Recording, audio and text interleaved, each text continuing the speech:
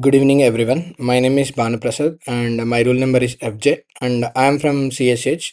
Today, I'm going to give presentation about memory hierarchy. So let's dive into it.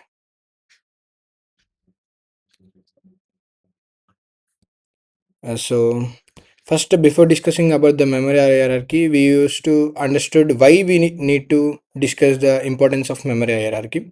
So it fills the bridge gap between the CPU and main memory, because when we know about the memory hierarchy, it gives information about the all the memory components which are present in the CPU or the system. So knowing the memory hierarchy is very important and useful for us because it can reduce the cost by knowing the better memory for the suitable computer. So this is known as memory hierarchy. Here the in the level 0 the register are resided, and in the level 1 cache memory is resided, and in level 2 main memory, and in level 3 magnetic disk, and in the level 4 are the magnetic tapes. So as we move from bottom to top, the cost will increase because these are very high cost, and the capacity, I mean the size will also increases because these are used to store only temporary data. And as we move from top to bottom, the capacity is also increases, and the access time to execute the instruction will also increase. So as we move from top to bottom, the access time between the memory cache memory as well as the instruction which we want to execute, the CPU have to take that instruction from the required memory, so the time will be increased. And this is the memory hierarchy. Knowing this memory hierarchy, we can easily understand how they are work, like we can select the fastest, smallest, or the most expensive memory, the suitable memory which we want for our computers. And first, let's discuss about the registers part. So, registers are the fastest and the smallest memory components. These registers hold the data which are temporarily useful for executing an instruction.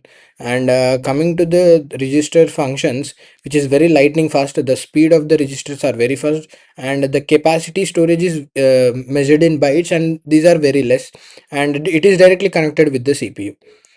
And now let's look at into the cache memory. Cache memory is also acts as high speed buffer between CPU and main memory. It stores frequently accessed data, so it reduces the average time to access the memory from the CPU to the main memory. And the cache memory stores the frequently accessed data as well as the data which is currently being used for faster execution. And catch it. For example, the CPU wants to find any word, it directly goes into the cache and it finds that word. If it is said to be finding that word, then it is said to be known as hit. If it misses that word, then it is said to be miss. So the performance of the cache memory is measured as hit ratio. Hit ratio is equal to hit by hit plus miss. This is about cache memory. And now look at about the main memory, which is also known as RAM, random access memory. It is the primarily working memory of the computer. It temporarily stores the data, and it is also known as a volatile nature. And the types of the RAM are SRAM and DRAM. SRAM stands for static RAM, and the DRAM stands for dynamic RAM. The dynamic RAM is very common, but the static RAM is very faster and more expensive, and which is oftenly used in cache. And now let's look into the secondary memory. The secondary memory consists four parts: SSD, HDD, and which is non-volatile because it persists without power. Even if the RAM memory, when the power is off, the data is lost in the RAM memory. But whereas when you come into the ROM, which is the secondary memory, the data will run even without the power. And SSD stands for solid state drive, and HDD stands for hard disk drive. And the capacity of this secondary memory is very high. And there is a term here is called locality of reference.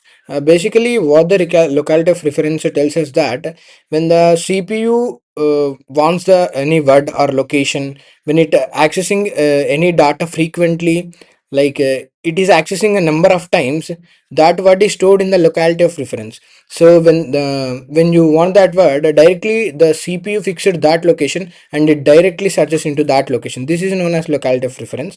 Where the temporal locality, as we see here, if an item is referenced, it will tend to be referenced again soon. That means if you search it for a word, there will be a tendency to refer again that one. So the CPU stores in the backend. And the benefits of knowing the memory hierarchy, as I explained in the previous first slide, it reduces the access time. That means the retrieving of data is very fast between CPU and those the memory components like registers, caches, or the main memory and everything. And coming to the cost efficiency, we can select the memory whatever we want, depending upon the computers. Like if you want the expressive memory, we can simply opt for the register, and the computer will run very smoothly and fastly. And if the cost, we have any cost constraints, we can use the least one, like the memory tapes or like magnetic disk, we can use that one. And enhanced performance, as we know, we use the better ones. If we use the better ones, the speed will be good and it enhances the overall performance of the system.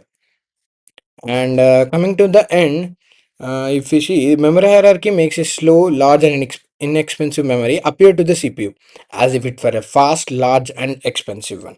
So, by basically, if knowing the memory hierarchy, we can decide the whatever the memory we want, and we can choose anything we want from that memory hierarchy. And this is all about the memory hierarchy. Thank you.